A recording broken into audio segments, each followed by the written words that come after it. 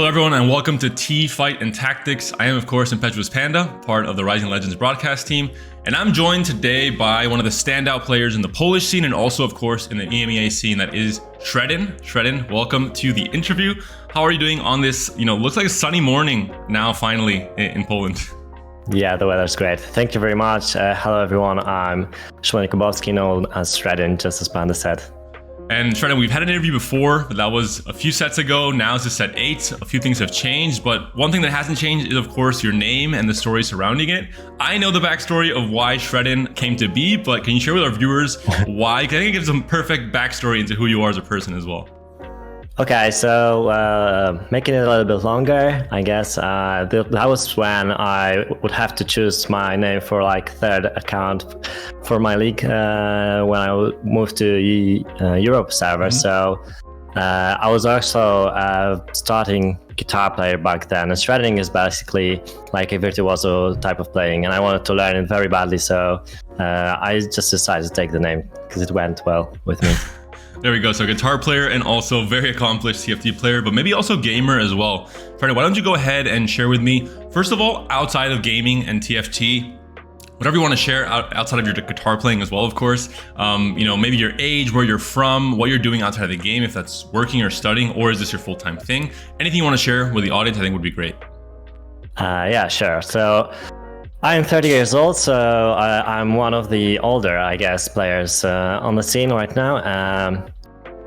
At the moment, I'm actually a full-time TFT player / streamer. Also, content creator. I actually write the scripts for the Rising Legends series that are put up on Twitter and I think YouTube as well right now.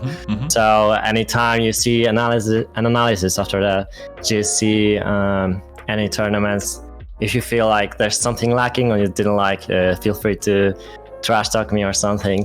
Is this for the Polish stuff or English? The actual... No, it's the one that Niberia reads. Oh, I did not know this. Wow, yeah. This is one of the few times that my interviewee has surprised me completely. Interesting. Good to know. So,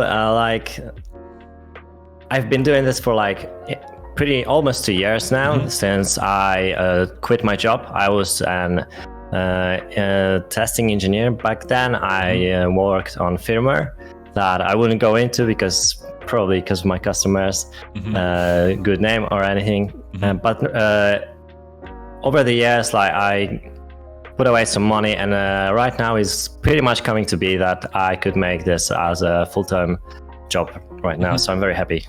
Yeah, testing the waters, and for now, at least from the outside perspective that I have, it seems to be going great for you. Obviously, at a competitive level especially, you've been really popping off throughout the last few sets. Going to the gaming side of things, TFT, obviously, you've really accomplished a lot already in this game. But before TFT, were you a casual gamer growing up? Did you have this competitive flair inside of you always to try and be the best and try and always improve drastically? What's your history with gaming in general? So, my first game, I think it was FIFA 2001, back when I was 7 years old. Probably before then, I would watch my neighbors play Mario or anything else, but that was the first game that I would play on my own computer. I mean, on my mother's computer back then, but you know how it works in every home. So later on, moving on, when the internet era came to be, I would start playing MMOs really addictively, and that's when I took on the mindset to improve myself as a gamer and be a better player at basically whatever I did. But I think the first time that I decided to be a bit more competitive was when around third season of League of Legends, when I really watched a lot of the game. Back then it was OGN. I really like the Korean scene. I didn't go very far. Also, I had a lot of fights with my parents about studying because I would really put it away and not focus on studying. So I actually quit League back then. I hoped I wouldn't go any further into gaming, but yeah, 7 years later, here I am. And going into that topic regarding your discussion with your parents and their view on things back then, which maybe was justified or not, I don't know the full backstory, but maybe you should have studied a bit more, Shreddin. Looking at it now, though, how is that relationship with your parents? Do they still feel like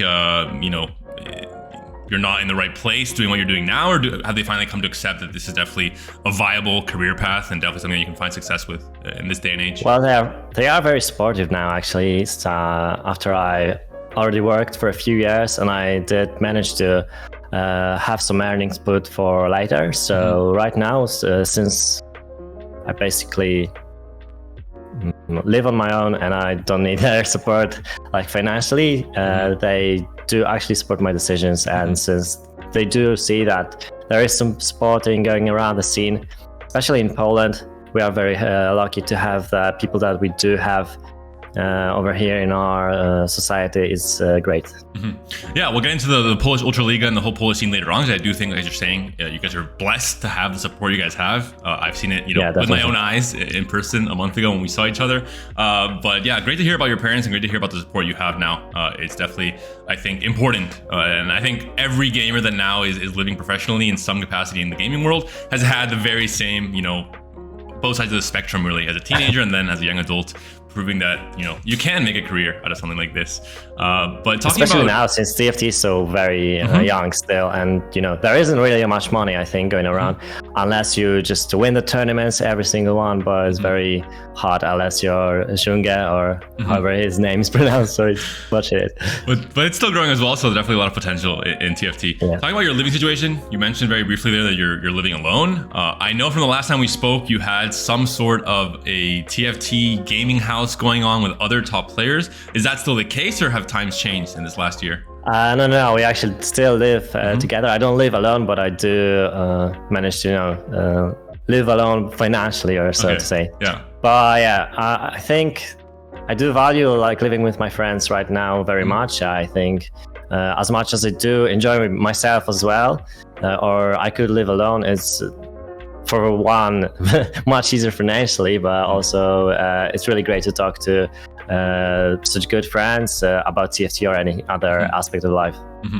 Let's get now into TFT history, because some viewers that don't know you, that maybe aren't from the Polish side of things, maybe aren't fully aware of, what is this guy doing here? Who is he? Why does he deserve to be interviewed on Teamfight and Tactics? So let's go, Shreddin, to add some much needed context through your history as a TFT player, because you've accomplished a lot in the past few sets, but maybe some viewers aren't really as familiar with your initial journey into TFT. And from my own perspective, I wanted to ask, was it, as you mentioned, a more casual thing in the first few sets, or did you already have that same drive you had when you were playing League of Legends Season 3, where you wanted to already become the best the moment you started playing the game? So when I first started, it was because my then roommate as well, who would stream back then. He was one of the biggest streamers in Poland. And I didn't really enjoy the game as much at first, especially since he was coming out of auto chess. But the whole league vibe surrounding and all the pretty much the world that it was set in, it really drove me in, and I decided to take on the game. Also, I think the first month I would watch a lot of streams, and the first tournament that was organized in Poland, I tried to give it a shot and almost won. I won every stage other than the finals, because that was 2 days after integration party at my job. So I was a little bit hungover. I know that it wasn't a good idea to go there back then, but all good, because Gazman won and we're still good buddies. So it's great for him as well. And going into ladder as well, were you already competing, getting to challenger, competing for the top spots, or was that kind of, did that gradually change over time as well as the sets progressed in TFT? I never was that contender for the top 1 places or anything, but I did, I think, hit 1000 LP first set that I played, and I actually was surprised by myself that I would reach so high, because I thought that Challenger would be a good challenge for me anyway. So that was pretty satisfying. But I think I didn't have the time to hit top 1 back then, and ever since I did have the time, I would go streaming, and that's too much fun going around trying new things. So the tryharding mindset for the ladder is just not stuck with me, I guess. And when did maybe you it's just I'm not skillful enough yet as well as to reach the top players of the Europe.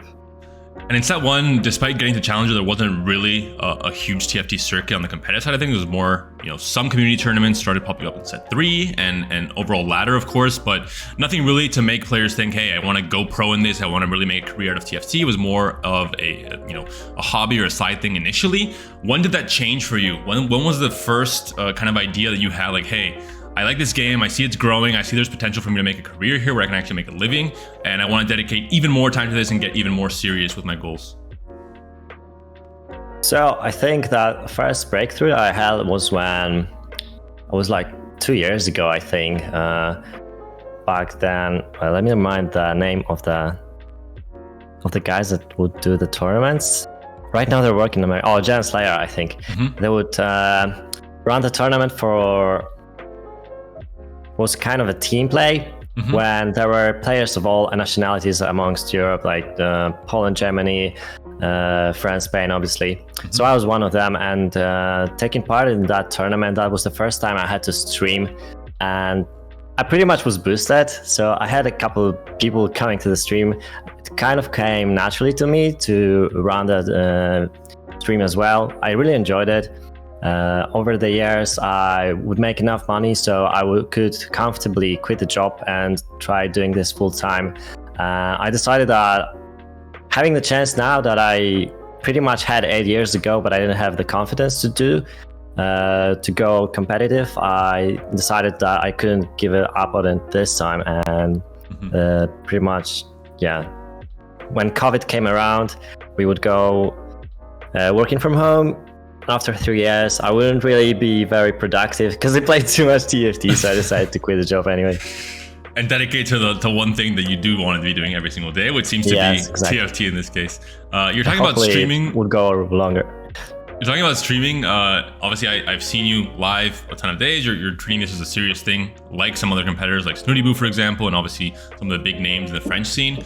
How has it been to balance competitive with content creation, with streaming? Do you think one detracts from another? Do you think it helps you out to not burn out on the competitive side of things, to have that streaming outlet? How has it been overall, the experience of doing both? I think overall, the less you stream, the more successful you are. You have a chance to be actually on a competitive side. Obviously, there are players that do not really subtract I don't know any other skills during streaming, but I think like most of the people would agree on that.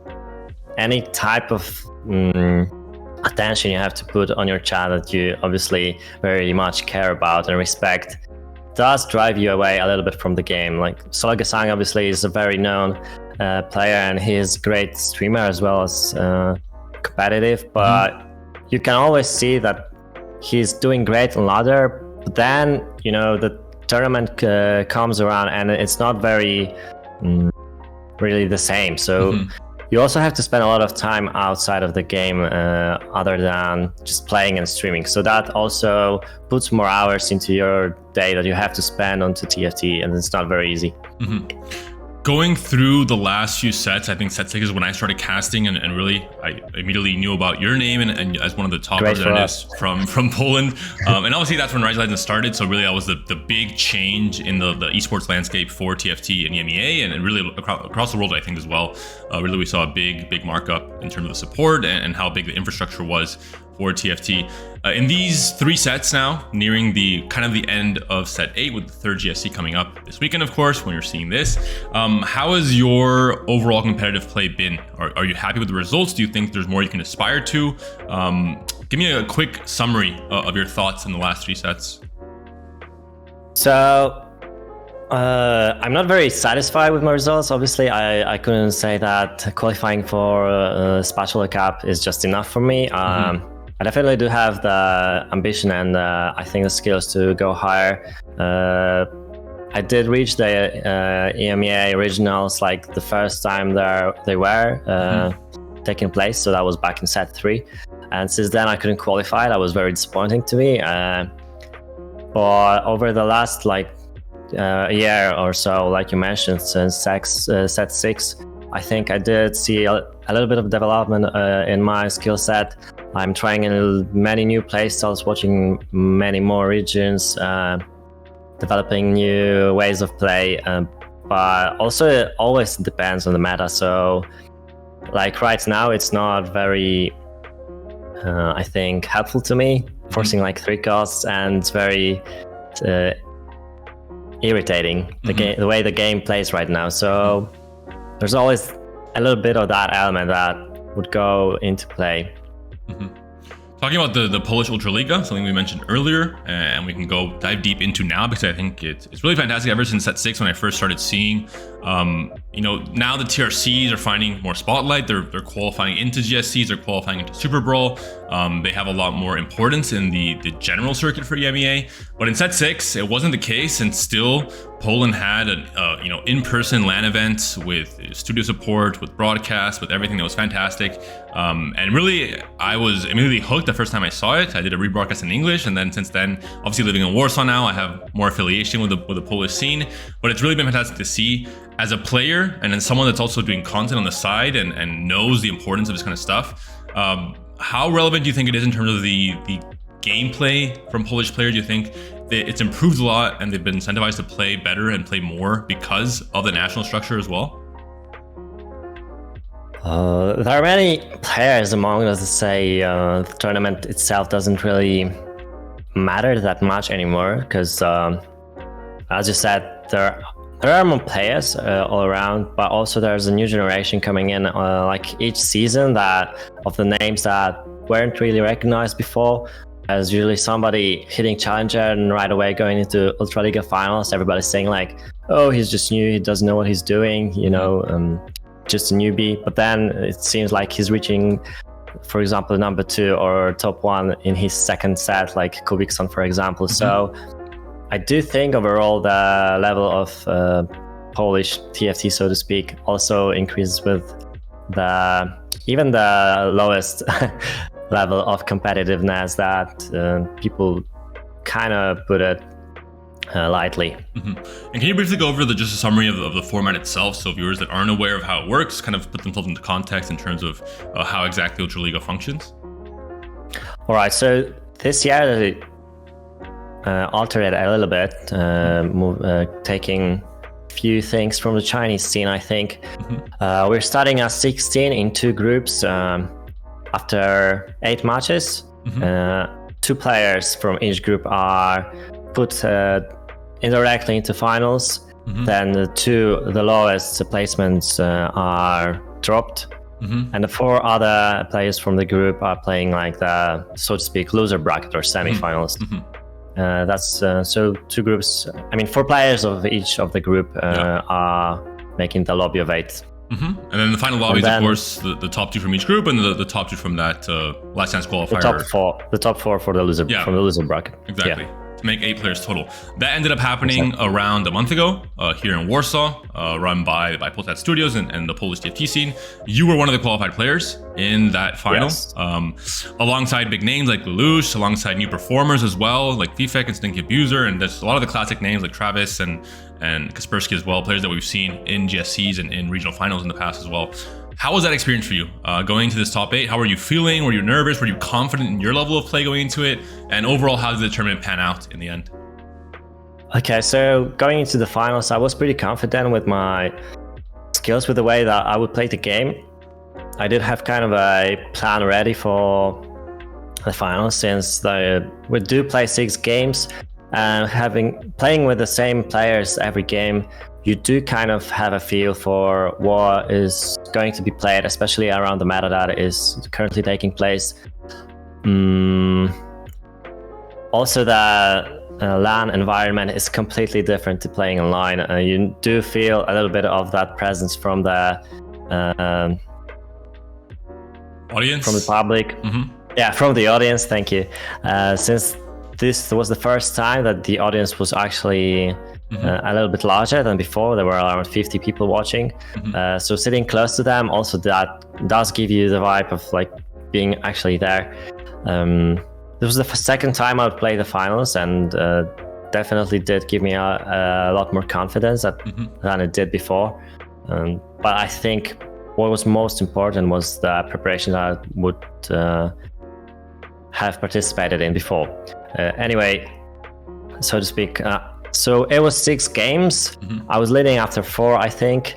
The 5th one was Lush. The 3 games that I played, I had the plan to play Samira every game because I knew that the players wouldn't play it pretty much at all. I watched a lot of Setsuko before the tournament, and he was pretty much an AD exclusive player. That would give me actually a pretty good preparation, but coming into game 4, 5, 6, it was very hard to force any kind of AD. Also, the spots were really awkward. And going into game 6, I had to play a spot when I could risk it for the biscuit, so to speak, and try going for top 1. I was 2 points behind Lelouch, so the stake was really hard to beat. It was really hard to win it all, but I did have a chance. Actually, although it did I had to risk going into lost streak. Didn't go well. Ended up 7, and I fell down to place 5. So pretty much lost it all. This top 4 goes into next Ultraliga, and directly also you get participancy in Super Brawl. So that was pretty disappointing. At least I would go to this Golden Spatula Cup right now. Yeah, it sounds devastating. I wasn't aware of the extra implications aside from just getting first or not. I guess I knew, but I didn't really put piece it together that 5th place would not qualify to Super Bowl as well. Especially when you had such a good spot going into that game, and it goes to show how close that tournament was, with you being could have gotten first or ended up 5th in the end in the point standing. So unfortunate, but I think overall, if you're leading after 4 games, you had a good experience. Just as tournaments go, sometimes the variance does not quite go your way in the end. And Lelouch, I think you can obviously say as well, is a very good player. One of the I think most accomplished players in not just Poland but in EMEA in terms of recent results, especially since at 6. So it's if you're going to lose to someone, at least let it be someone that I think does deserve to finally win that Polish national title with all all the time he's been putting into the game on ladder and in tournaments and all this as well. But yeah, great recap. Unfortunate how it ended, but still I think you're happy to be the 5th best player in Poland, a region that we've seen across 3 sets. Has sent players to World with Royce in set 6, with Lelouch in set 7, and has overall become one of the powerhouse countries. I think that top 4 that no one wants to be facing in EMEA, which is Germany, France, Spain, hopefully. Yes. and well, the result itself wasn't very satisfying, but the experience was really. I think there's a lot of things that I could take from going into the future. So I'm really satisfied with the result, like overall as an experience, not. I don't look at it. I'm trying not to look at it as it was just the 5th, because I was doing well throughout the whole tournament. It was just one unlucky game, really, that ended all. Exactly. It's important to separate the results itself from the full experience. I think that's a sign of a lot of maturity as a competitive player. A lot of players are not able to actually make the separation, and that causes some problems in terms of the feedback they're giving themselves as players. So happy to hear, Shreddin, that you have that positive approach. And of course, looking into GSC3 that you mentioned you qualified for. How is the feeling coming into this tournament? This is going to be airing at some point during the tournament itself, so we'll be able to see in hindsight how you ended up preparing, how you ended up doing. But what's your confidence level at coming into this tournament, and how do you feel with your prep right now on Wednesday before the big weekend? So, as you said, the Ultraliga finals took place a month ago, and right after that, the set 8.5 pretty much started. So I decided to take a short break, which actually became to be a little bit longer. Over the set, I think I have one of the fewest games amount of the old players from GSC probably. Also, the meta is really irritating, I think, to most players. Actually, it's very obnoxious, I think. Obviously, the developers are trying their hardest to make the game as enjoyable and as balanced as possible. I think putting so many new things in that they try every set or every half of the set, even though this one wasn't really refreshing, it really does make it very hard to balance, especially the hero augments. So right here where we are right now at the spot, I don't think it's a very good place, but and that actually does make my confidence levels a little bit lower. I think that if we see each other in day 3, I would be very lucky. I decided that since I did fall out in the 2 previous GSCs on day 2, I thought that it would be better to quit at day 1, unless if I make it, then I make it all. So that's pretty much, I think I just have to high roll right now. And coming into this tournament, the way the GSC points are awarded, at least right now in the current circuit for set 8, means that in day 2, you don't really make any GSC points coming into the regional finals.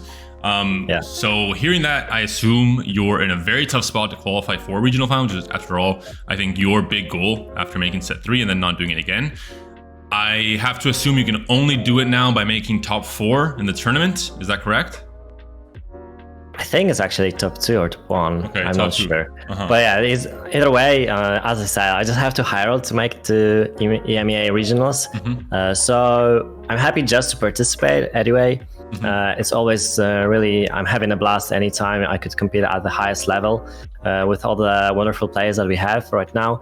But if I don't make it, I would be very happy to also cast the games in Polish streams, because that's also very fun.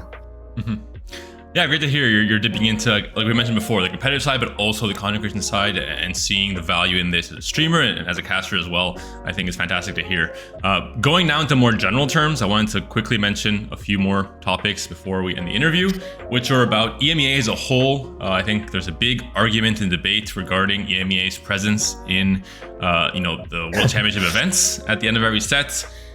Set 3, we were able to win it. Double 61 winning it, of course. Maybe that's the good luck charm we need. We need Shreddin making it to regional finals for EMEA to pop off at Worlds. Because since then, we haven't really had the best of showings, especially not since I joined TFT as a caster since set 6. I wanted to just quickly pick your brain in terms of what do you think the reason is. There's been a lot of talk about, EMEA being very divided in terms of prep, in terms of communities, and that overall hindering and not really working as a unit, like maybe North America does, and even of course China. I think nothing needs to be said about how well they work together and how much they improve as players because of it. What do you think has to change? What do you think is the reason why EMEA can't really find the same success in the international competitions? Yeah, I think being divided, right, like inside of the region is a very hard thing to overcome, just as you said, especially since every nation has its own language. That's pretty much the first thing that comes to mind. Not everyone speaks any other language very fluently or confidently. So also I don't think there are many people that go out to look for the communities outside of their own.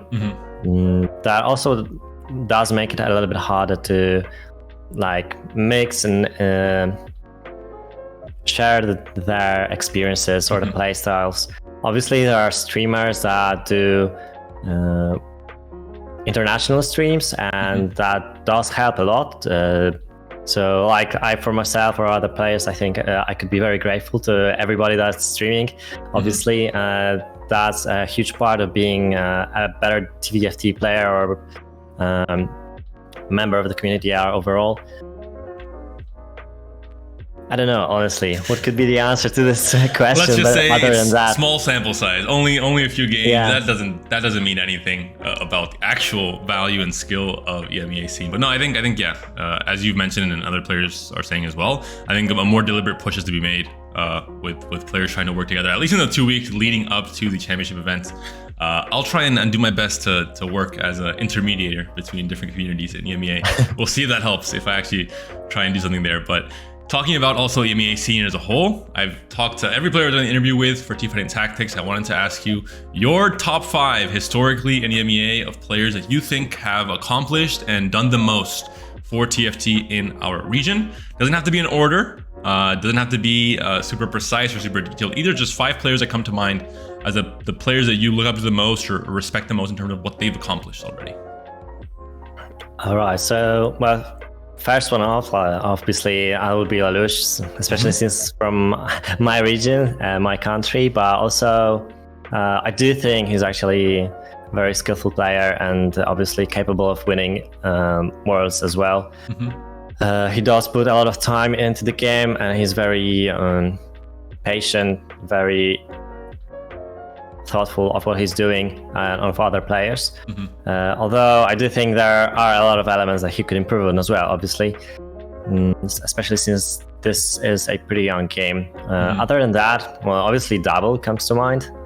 I think I would have to mention, well, it's really hard to say. I can't remember all the results, but I think Coco is one of the best as well from France. Then maybe to mix it up, I would put Snudiboo. Him being very successful in this set, having a huge community around the TFT scene, which also influences a lot of other people. I think that is a huge point to look at as well. And then I think I would take probably a German player. It would either be Salvi, because he's been playing from set 1. I do remember watching his streams. Unfortunately, he's not streaming anymore. But I did enjoy having him streaming a lot. I do remember that I would learn a lot from his game style as well, especially since he was pretty unique to me, I think. But other than that, I think I would have to put Solo Gesang as well, because he's one of the greatest influencers in Europe. Even though he doesn't have like the best results yet, I do wish him like having a win eventually, obviously, because I know he's capable of that. But putting the work in, like even for doing the tier list, is really great for the scene, and I think not appreciated enough. Yeah, good to see you. I think it goes to show that you're also a streamer, you're also a content creator, and you do, some players only value competitive results, but it does have to, you have to mix it in as well. The success of Snudiboo and Solo Gesang as content creators and as players that bring a lot of viewers and eyeballs to TFT in general, and are able to get the casual crowd also involved in the esports side of things, I think is also very, very valuable for the scene as a whole going into the future. So very, very valuable answers. Thank you, Shreddin, for sharing your insight. And going to the very last bit of this interview, any shout outs you want to give to players, to community members, to family members, anyone that has really impacted your career in TFT and allowed you to become the player and the streamer that you are today? Yeah, so first thing first, I think shout out to my family, who obviously supports me now. Shout out to my girlfriend, who also supports me every time I play. It's really valuable to have this close relationship and being in the scene, taking things off and mentally. Also, shout out to my chat, to my viewers. I really appreciate having anybody around the stream and like saying anything. It's great to enjoy my favorite game with other players and other people. Shout out to Polish scene, especially Simply Wojtek and Weiser, who are also playing, who live with me. I wish them best luck to make it to the final day, and obviously to finals, because Wojtek is top 1 right now and he's having the best chance to do so. So I'm really rooting for him with all my heart, even if I don't make it, because I think I won't. And best of luck to all the players. Thank you so much, Shreddin, for all that insight. As you mentioned, a lot of Polish players have the chance, yourself included, to do a lot this weekend. We have also players like Fifek and Kubek and Stinky that have some GSC points already coming to this tournament. And of course, Kaspersky, who's almost qualified. So best of luck, Shreddin, to you in this GSC 3. And best of luck to all of the Polish scene. Hoping to see a lot of representatives making it to regional finals later down this month. So again, thank you so much, Shreddin, for your time, and we'll see you hopefully in future tournaments in TFT as well. Thanks so much. Thanks for having me. See ya.